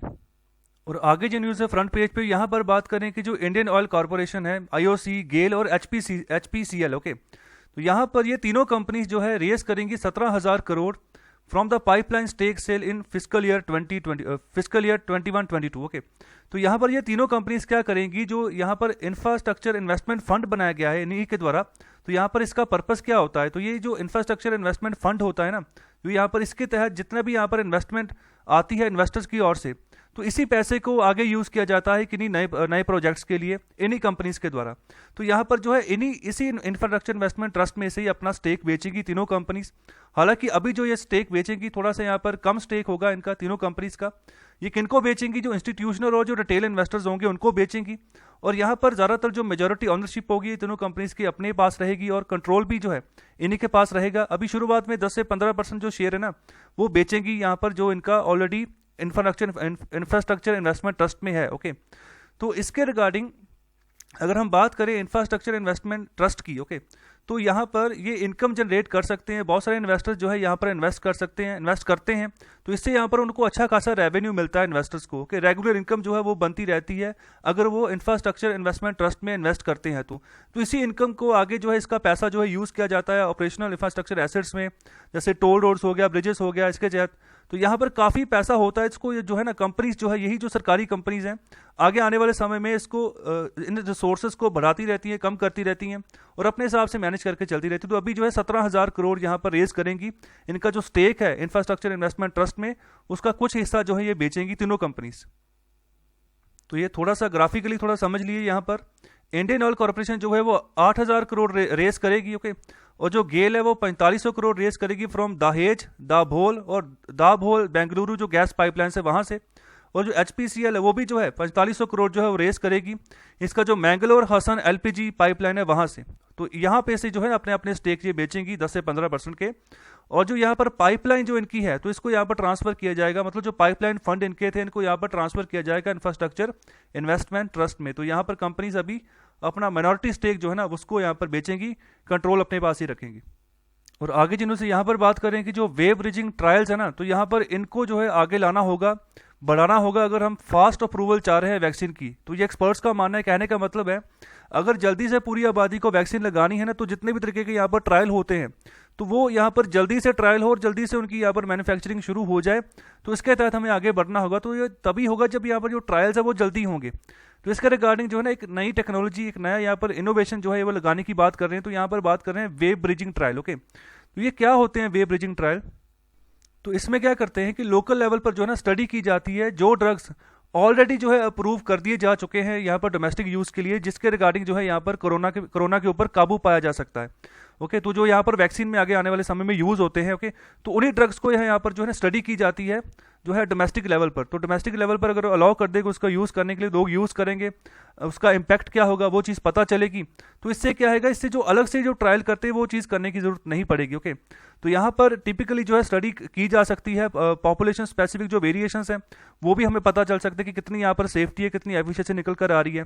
तो ये ऐसा क्यों करें, ओके। तो यहाँ पर क्वेश्चन कर रहे हैं वाई नॉट, ये क्यों करना है? ऐसा इसलिए करना है क्योंकि अभी जो पार्टिसिपेंट्स है ना, जो यहाँ पर जिनके ट्रायल के लिए जो लोग यहाँ पर चाहिए होते हैं, तो वो यहाँ पर पार्टिसिपेंट्स की कमी हो रही है, लोग आगे आ नहीं रहे हैं अपनी जो वैक्सीन का जो ट्रायल करने के लिए। तो इसमें दिक्कतें आ रही हैं, टाइम लग रहा है, टाइम वेस्ट हो रहा है। तो उसके रिगार्डिंग आगे बात करेंगे जो पब्लिक हेल्थ एक्सपर्ट है वो भी यहाँ पर जो है इसको पॉलिसी हर्डल बोल रहे हैं कि यहाँ पर नीति में ही कोई ना कोई गड़बड़ी है, इसको सही करना है। जो कंपनीज की यहाँ पर बात करें तो वो भी जो है यहाँ पर ट्रायल कंडक्ट कर सकती हैं इमरजेंसी अप्रूवल के बाद, ओके। अगर इमरजेंसी अप्रूवल उनको मिलता है तो उसके बाद भी जो है वो ट्रायल कर सकती है। तो यहाँ पर ऐसे ब्रिजिंग ट्रायल्स में ये प्रोविजंस होती हैं। तो इसी के चलते यहाँ पर एक पूल जो है ना, पूल नेटवर्क जो है हमें बायोमेकर्स का अपनाना होगा, जो जिनको कि हम ये जैब्स जो है वो अप्रूव कर दें कि आप जो है आपको अप्रूवल मिल चुकी है, फटाफट से मैन्युफैक्चरिंग शुरू कीजिए और बड़े पैमाने पर इसके डोजेज जो है वो तैयार कीजिए। तो ये सब बातें कही जा रही हैं सेपी के द्वारा। तो सेपी क्या चीज़ है? सेपी का मतलब होता है कॉलिशन फॉर एपेंडेमिक प्रिपेयर्डनेस इनोवेशन, मतलब कि नई तरीके की इनोवेशन लेकर आनी। तो ये वही काम करने की यहाँ पर ये बॉडी है सेपी, जिसके रिगार्डिंग यहाँ पर जो सजेशन जो है दी गई है। और इसके अलावा एक बात और की गई है कि अगर जिस तरीके का भी यहाँ पर रिलायबल रेगुलेटरी एजेंसी जो है बाहर के जो मुल्क हैं जैसे वो काम कर रही है, तो वहां पर जो एविडेंस निकल कर आ रहा है ना पैंडेमिक की सिचुएशन में, कि वो जो ट्रायल कर रहे हैं तो वहां पर क्या रिजल्ट निकल कर आ रहा है, तो उसको भी हम एक्सेप्ट कर सकते हैं, ताकि कि फास्ट ट्रैक जो अप्रूवल है ना वो वैक्सीन की वो दी जा सके अलग अलग कंपनीज को, कि जल्दी से वैक्सीन का निर्माण करे। तो ये बात किन्होंने बोली? ये बात बोली है के श्रीनाथ रेड्डी, जो कि प्रेसिडेंट है public health foundation of India के। और आगे यहाँ पर बात करें कि एक एग्रीमेंट जो है ना वो जॉनसन एंड जॉनसन जो लेबोरेटरीज है, ओके, जो जॉनसन एंड जॉनसन का नाम तो आपने सुना ही होगा। तो बेबी पाउडर जो है ये कंपनी बनाती है, तो ये अभी वैक्सीन भी बनाएगी, ओके। और इसी के रिगार्डिंग जो है ये अभी टाई अप करेगी हैदराबाद की एक कंपनी है जो जिसका नाम है बायोलॉजिकल ई। तो जो ये कंपनी जो है ना इसके साथ एग्रीमेंट हुआ है जॉनसन एंड जॉनसन का, तो वो इसको वैक्सीन सप्लाई करेगी, वैक्सीन निर्माण करने में यहाँ पर जो है जॉनसन एंड जॉनसन की मदद करेगी, ओके। और इसके रिगार्डिंग ये भी बात इंपॉर्टेंट है, ध्यान रखिएगा कि जॉनसन एंड जॉनसन के द्वारा जो कोविड-19 वैक्सीन बनाई गई है, तो यहाँ पर वो पहली सिंगल डोज जैब है जो कि यहाँ पर अप्रूव की गई है कि वर्ल्ड में कहीं पर भी लगाई जा सकती है। तो सिंगल डोज कहने का मतलब जो बाकी वैक्सीन है ना उनके 2-2 डोसेस लगती हैं। एक वैक्सीन की डोज होगी, फिर 8 हफ्ते बाद जो है दूसरी डोज लगेगी। तो इस तरीके से यहाँ पर प्रणाली चलती है।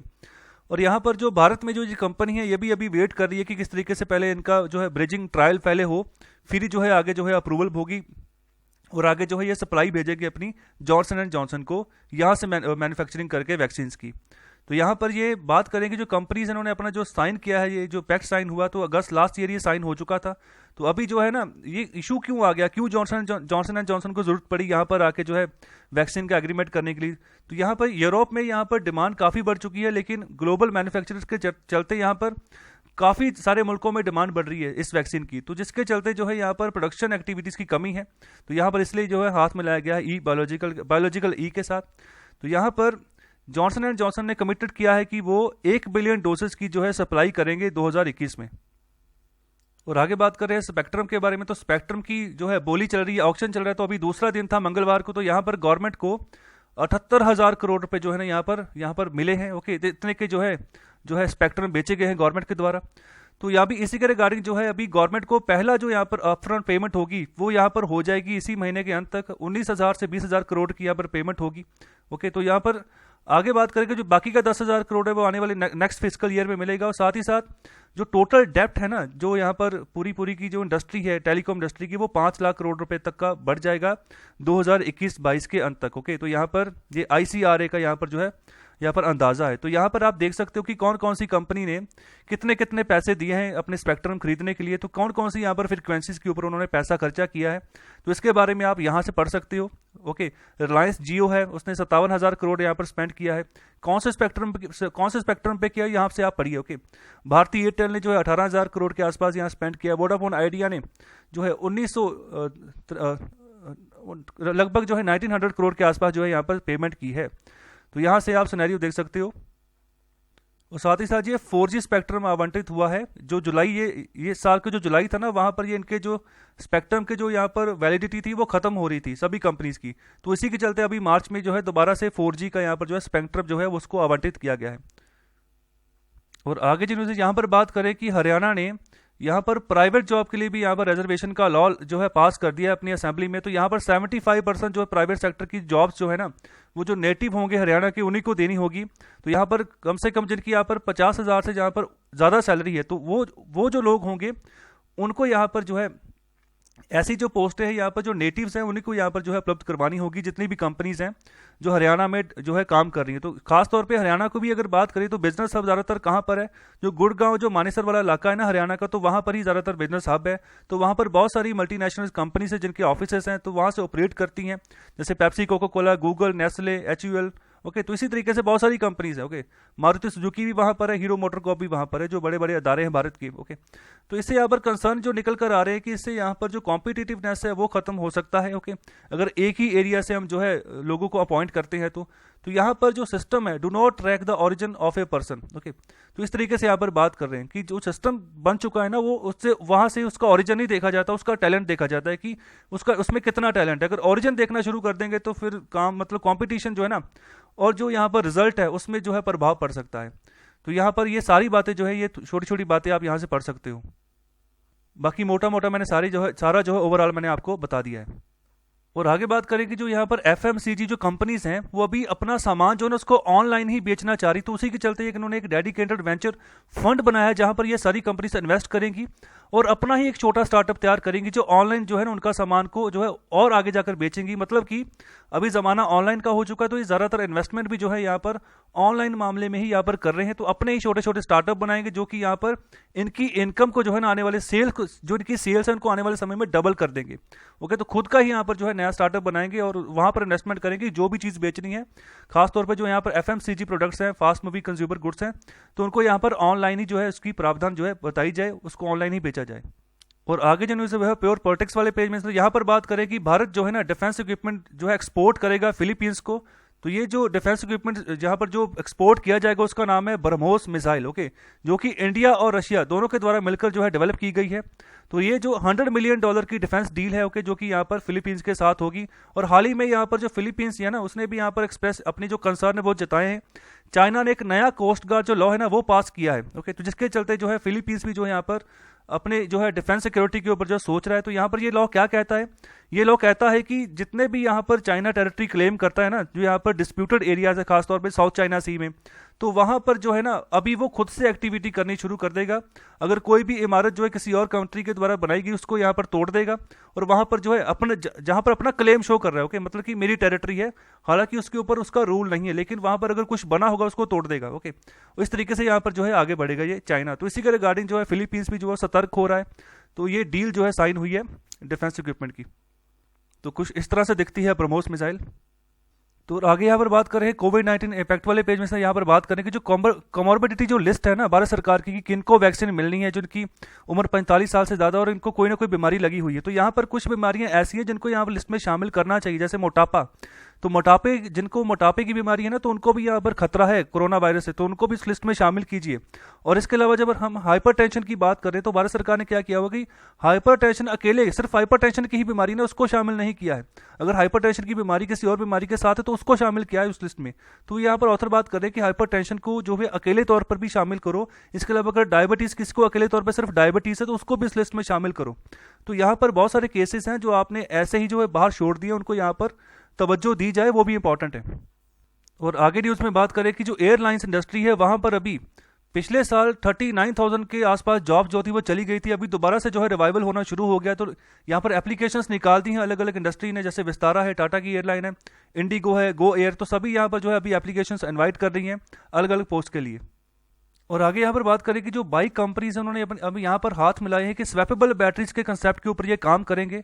होंडा मोटर, केटीएम और यामा मोटर और पियागियो ग्रुप यहाँ पर इकट्ठे मिलकर यहाँ पर जो है एक कंसोर्टियम बनाने जा रहे हैं, इंटरनेशनल कंसोर्टियम, जहाँ पर एक स्टैंडर्डाइज स्वैपेबल बैटरी सिस्टम जो है ना उसको यहाँ पर शुरू करेंगे। तो इसमें क्या होगा, इसमें जो बैटरी होगी ना आपके व्हीकल की, आपकी बाइक की, तो जहाँ पर आप इस बैटरी को रिचार्ज करना, जहाँ पर रिचार्ज करवाने जा रहे हैं, जहाँ पर डिस्चार्ज करवाने जा रहे हैं, तो यहाँ पर इसको स्वैप ही कर दिया जाएगा टोटली, ओके। तो यहाँ पर जो जब भी व्हीकल बनाया जाएगा उसमें बैटरी रखी ही नहीं जाएगी, बैटरी के अलावा जो है इस व्हीकल को सोल्ड किया जाएगा और बैटरी आपको मिलेगी जो पब्लिक चार्जिंग स्टेशन होंगे वहां पर।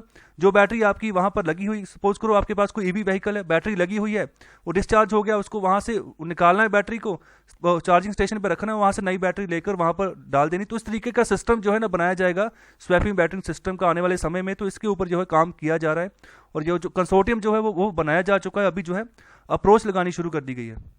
और आगे खबर है एटी मार्केट वाले पेज में से, तो यहाँ पर आरबीआई जो है ना वो अभी इंटरवीन करेगा मार्केट में रुपए को सपोर्ट करने के लिए। रुपया अभी गिरता जा रहा है यूएस डॉलर के मुकाबले। अभी जो है ना आरबीआई के पास जो रिजर्व है फॉरेन एक्सचेंज रिजर्व में, तो यहाँ पर यूएस डॉलर के काफी भंडार है भारत के पास।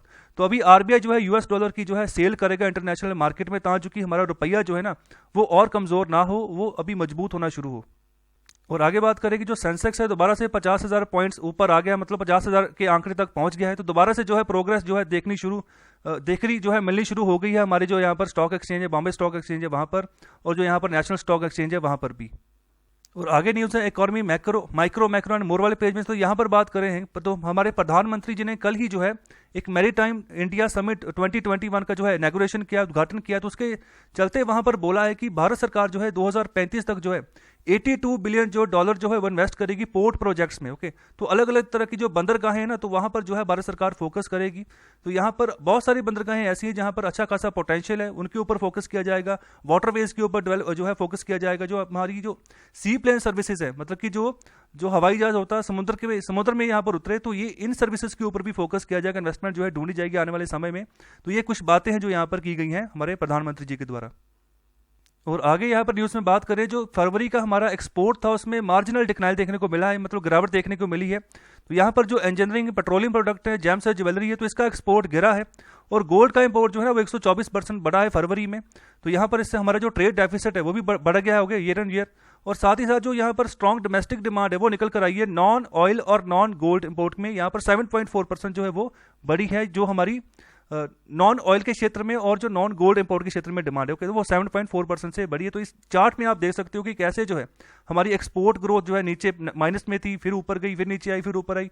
तो अभी देखो मार्जिनल जो है यहाँ पर -0.25 के आसपास है। तो कहने का मतलब जीरो से थोड़ा नीचे ही है। और आगे यहाँ पर न्यूज़ है कंपनीज वाले पेज में। तो यहाँ पर जो है जो ओरियो बिस्किट बनाती है ना जो कंपनी, उन्होंने यहाँ पर केस फाइल किया दिल्ली हाई कोर्ट में। जो पार्ले कंपनी जो पार्ले बिस्किट बनाती है उनके खिलाफ कि आपने हमारे ओरियो बिस्किट्स का जो डिजाइन है ना उसको चोरी किया है, ओके। तो इसके चलते यहाँ पर दिल्ली हाई कोर्ट में केस लगाया गया है। तो यहाँ पर 12 अप्रैल को सुनवाई होगी, ओके। इस केस के रिगार्डिंग ट्रेडमार्क इन्फ्रिंजमेंट केस इसको यहाँ पर कहा गया है, जो कि यहाँ पर फाइल किया गया है। यूएस की ही कंपनी है यहाँ पर जिसका नाम है मॉडलिस इंटरनेशनल INC, तो ये वही कंपनी है जो कैडबरी की चॉकलेट्स भी बनाती है भारत में। ओके, तो ये इसी कंपनी के द्वारा ओरियो के बिस्कुट्स बनाए जाते हैं। तो यहाँ पर डिजाइन चोरी का यहाँ पर आरोप लगा है पार्ले के ऊपर। हालांकि पार्ले प्रोडक्ट्स के द्वारा कोई भी यहाँ पर रिस्पॉन्ड नहीं किया गया अभी तक। और आगे यहाँ पर अराउंड द वर्ल्ड में बात करें कि चाइना ने 2020 में 269 नए बिलियनियर्स जो है ना अपनी इकोनॉमी में ऐड किए, मतलब नए अरबपति जो है यहाँ पर ऐड हुए हैं। तो यहाँ पर लिस्ट जारी की गई है हुरन ग्लोबल रिच लिस्ट के द्वारा। तो यहाँ पर बात की जा रही है कि अभी टोटल जो नंबर हो गया है चाइना के यहाँ पर बिलियनियर्स का वो 1058, ओके, 1058 हो गया है। तो ये पहली कंट्री है जिसने 1000 का जो मार्क है इसको यहाँ पर ब्रेक किया है। तो यहाँ पर इनकी जो जितने टोटल बिलियनियर्स है ना, तो पूरी दुनिया के बाकी के बिलियनियर्स को कंबाइन करो तब भी ज्यादा है। और दूसरे नंबर पे है यूएस, जहां पर 70 न्यू जो बिलियनियर्स जो है क्रिएट हुए हैं 2020 में। तो अभी इनकी टोटल गिनती 696 हो चुकी है। और आगे यहाँ पर बात करें हैं कि यूएस ने यहाँ पर सैंक्शन लगाया रशिया के ऊपर कि उन्होंने नवाल्नी को ना, जो यहाँ पर अलेक्सी नवाल्नी है, जो यहाँ पर जो प्रोटेस्टर थे, जो यहाँ पर रशिया की सरकार, रशिया के जो यहाँ पर प्रेसिडेंट व्लादिमीर पुतिन के खिलाफ काफी बड़ा इन्होंने प्रोटेस्ट किया था, तो उसको उठाकर जेल में डाल दिया। तो यहाँ पर यूएस का आरोप है रशिया के ऊपर कि उसको जहर दिया गया है, अभी उसको मारने की यहाँ पर कोशिश की जा रही। तो उसके चलते यहाँ पर यूएस ने सैंक्शन लगा दिया यूएस के 7 जो सीनियर यहाँ पर रशियन ऑफिशियल्स हैं उनके ऊपर। तो यहाँ पर यूएस कह रहा है कि उसको जल्दी से जल्दी रिहा किया जाए। नाम याद रखिएगा, अलेक्सी नवाल्नी। तो यहाँ पर ये थोड़ा न्यूज में है तो क्वेश्चन आ सकता है। अभी वक्त है शीशे के सामने जाने का। तो फर्स्ट वर्ड है एनामेलोस, नियम विरुद्ध। दूसरा वर्ड है एंटी डिलुवियन, पुराना। तीसरा वर्ड है एंटीपैथी, इसका मतलब है घृणा। तो इसकी प्रैक्टिस कीजिए बार बार। और अभी बात करते हैं आज के इकोनॉमिक कंसेप्ट के बारे में। तो जो आज का टॉपिक है वो है बैलून पेमेंट। तो बैलून पेमेंट क्या होती है? जब भी सपोज करो आपने कोई कर्जा लिया और उस कर्जे की जब आप फाइनल पेमेंट करते हो, और जो फाइनल पेमेंट है वो जो पुरानी आपने कर्जे की पेमेंट की थी उनसे काफी ज्यादा है, ओके, तो उस पेमेंट को, फाइनल पेमेंट को हम बैलून पेमेंट कहते हैं। ओके, याद रखिएगा, जब फाइनल पेमेंट आप करते हो और वो जो पेमेंट, अगर उसकी वैल्यू, वो रकम ज्यादा हो जितनी भी आपने पुरानी पेमेंट्स की थी कर्जे की, तो उसको हम जो है बैलून पेमेंट कहते हैं। इंपॉर्टेंट है, याद रखिएगा। तो चलिए अभी आइडेंटिफाई कीजिए कि ये कौन सा राज्य है। तो कल हमने प्रश्न पूछा था उत्तर प्रदेश के बारे में। तो उत्तर प्रदेश यहाँ पर उत्तराखंड, हरियाणा, दिल्ली, राजस्थान, मध्य प्रदेश, बिहार, झारखंड और छत्तीसगढ़, इन सभी राज्यों के साथ बॉर्डर टच करता है। इंपॉर्टेंट है, ओके, इन सभी राज्यों के साथ बॉर्डर टच करता है। तो इस न्यूज में भी है काफी, क्योंकि अब ये अपनी जीडीपी के मामले में भी काफी जो है उभर कर सामने आया है। तो इसकी जीडीपी पूरे भारत में दूसरे नंबर पर ये राज्य हो चुका है जीडीपी के मामले में। गुजरात और कर्नाटका, इन दोनों को ये क्रॉस कर चुका है जो स्टेट जीडीपी होती है उसके मामले में। तो इस राज्य को बनाया गया था 24 जनवरी 1950 को। कैपिटल है लखनऊ, लार्जेस्ट सिटी भी लखनऊ है। टोटल डिस्ट्रिक्ट 75 हैं। गवर्नर है आनंदीबेन पटेल, चीफ मिनिस्टर योगी आदित्यनाथ, और लेजिस्लेचर इसका बाई कैमरल है। काउंसिल की 100 सीटें हैं, असेंबली की 403 सीटें हैं, राज्यसभा 31 सीटें हैं और लोकसभा की 80 सीटें हैं। मतलब कि पूरे भारत में सबसे ज़्यादा जो लोकसभा की सीट्स हैं और राज्यसभा की सीट्स हैं वो उत्तर प्रदेश में से ही आती हैं। और इसके अलावा जो इनकी यहाँ पर जो स्टेट मैमल है वो है बारहसिंगा, स्टेट बर्ड है वो है सारस क्रेन, स्टेट फ्लावर है पालश और स्टेट ट्री है अशोका। तो ये इंपॉर्टेंट है, ध्यान रखिएगा। तो कैसा लगा लेक्चर? तो मुझे लाइक, शेयर और यहाँ पर कमेंट जरूर करें कि लेक्चर के बारे में कैसा लगा आपको लेक्चर। तो बहुत बहुत शुक्रिया लेक्चर सुनने के लिए। लाइक, शेयर और सब्सक्राइब करना ना भूलें। धन्यवाद, शुक्रिया।